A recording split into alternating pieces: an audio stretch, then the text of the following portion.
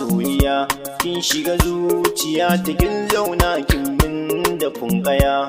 Har abada ina yaban ki cikin raina masoyiya, tunda na saki a ido na bacci ba ya kwanciya.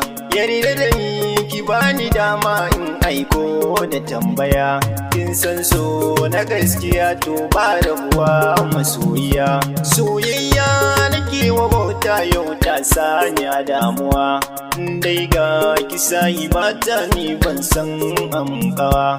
Ko laifi yankin mini ne ban duba shi uwa, tsantsar so nake wa mai sona dan ba ta da damuwa.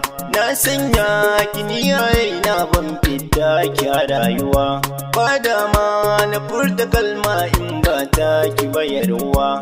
In kika bar ni sahi ba ta so na bar shi a zuciya, lalle babu wacce zan so in ba ke ba masoyiya. Kin cika zuciya da kaunar taimin da funkaya, bani gudun ki sahi ba ta duk wala ta duniya. Alkawali ni zan miki zan kai ki gari na Saudiya, mai kyau ce tana da zane ta yi kama da baturiya. Yan mata ku daina bina dan na samu baturiya.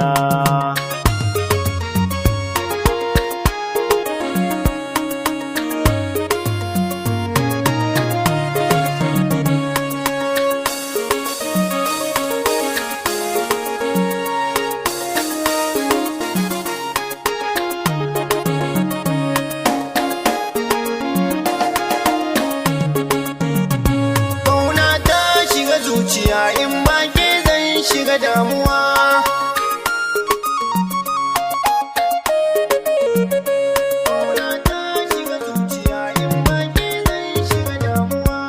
na shiga so da gaskiya, ƙauna ta shiga zuciya, kine ce masoyiya.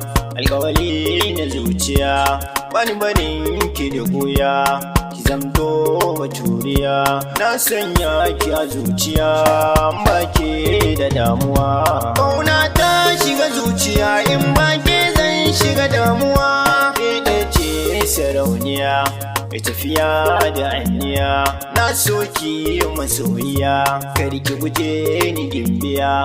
Duka sirri na zuciya na hannunki masoyiya, idan ba ki masoyiya to lallai zan shiga damuwa. Ƙauna ta shiga zuciya in ba ke zan shiga damuwa.